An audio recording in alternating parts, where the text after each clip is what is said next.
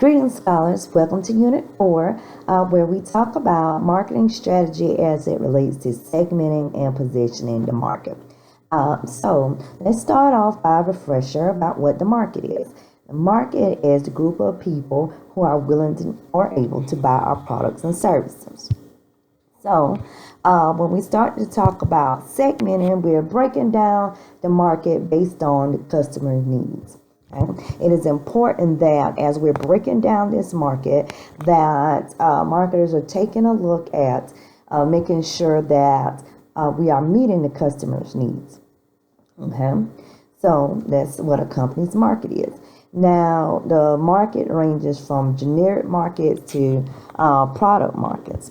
The generic market is pretty much broad. A generic market is a market with broadly similar needs, and then sellers that offer various and diverse types and ways and products of satisfying those needs. A product market is a market with very similar needs, and then the sellers often offer close substitutes as a variety of ways of selling those needs. Now, the important thing is that we don't want to just focus on the product, because doing so ignores the customers. So that's where positioning and segmentation comes in, so that we can appeal to our selected target market. Okay, so segmentation. This chapter in this unit talks a lot about segmentation, and once we get the idea of what segmentation is, the positioning part of it is going to be very simple. Okay, so segmentation is a two-step process. Okay, we are first naming the broad product markets, and then we are going to segment those markets to identify select target markets. And from those select target markets, we develop a marketing mix for each market. And let me give you an example that will help us explain. Okay, remember from Unit 1, and it's followed us throughout the units and throughout the chapter so far, our friends, the bicycle producers, right? And so in this example, and if you're following along in your text or your PowerPoint with me, the example is found in slide 8.4. It's also exhibit 4.4. I'm sorry, slide 4.8, and it's exhibit 4.4 in your text. We see that the company, after doing some research and trying to find out what the customers actually need, that the company came up with 5 different types of submarkets. Okay, submarket 1 were your exercisers. Submarket 2, your off-road adventurers. Submarket 3, there's people that need the bicycle for the transportation. 4, the socializers. Okay, I think if you remember my example from the first unit, I would be a socializer, because I'd be somebody that would be using the bicycle just for social. I'm on the beach cruiser. Okay, and 5, environmentalists. Now, the environmentalists would be people that would be really interested in recycled products and wanting materials for the bicycle that were made from recycling. And so we can see how these people can all in each submarket have different needs. Okay, now a question that once we identify these submarkets, do we continue with the segments or combine it? We're either going to take a single market approach, where each of the 5 submarkets are going to have their own marketing mix, or may take a combiners approach, where the bicycle company could look at the different submarkets and see if they can make one product that may satisfy 2 or more of those markets. Let's see, for example, your exercisers and your off-road adventurers both need very durable bikes, and those 2 markets could possibly be combined. Okay.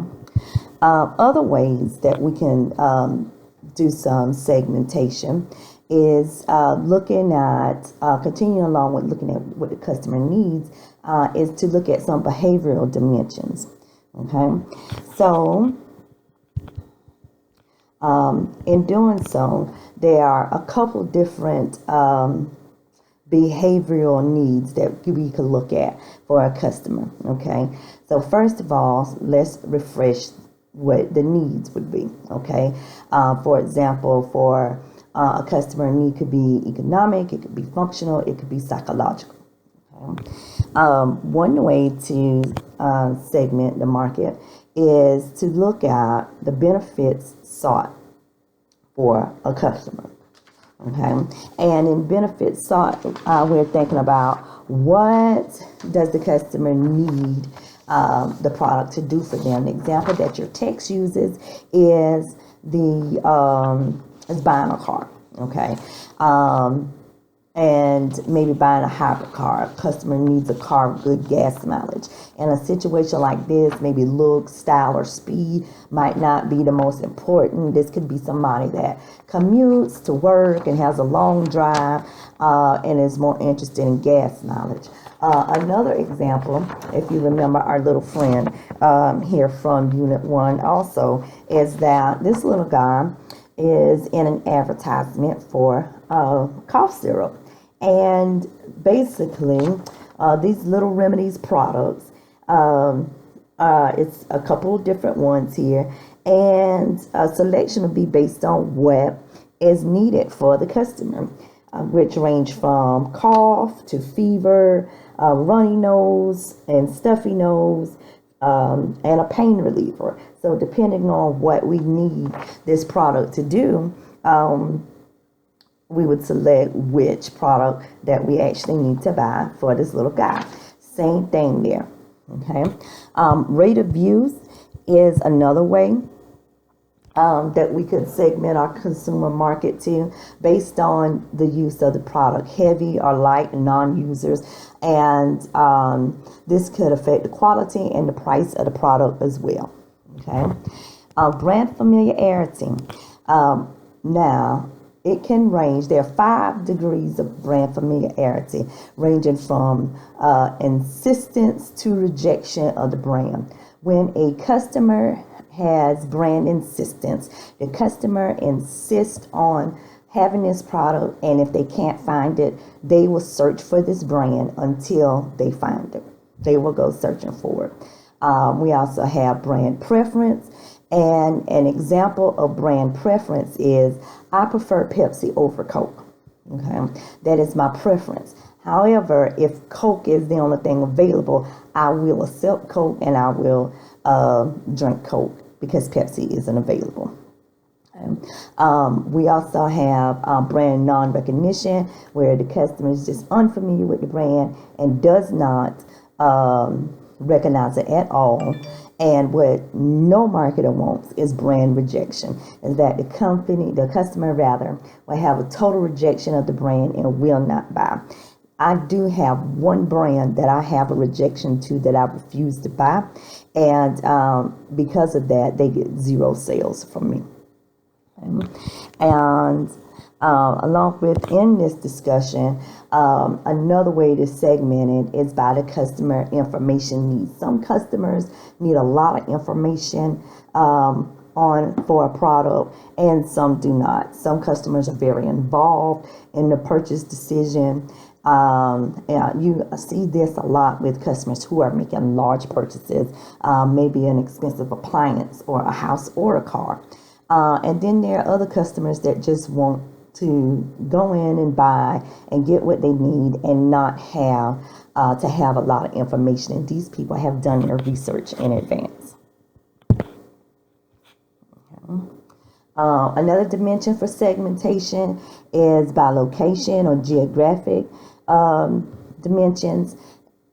That can be from city to county to country, size and population of a city or country or region as well. So this is a common demographic that we talk about a lot, that products are not only the market is segmented by, but also in the selling process as well. Some products I'm sure you know of are can be regional type products or specific to a given area. So that's an example of the geographic dimension.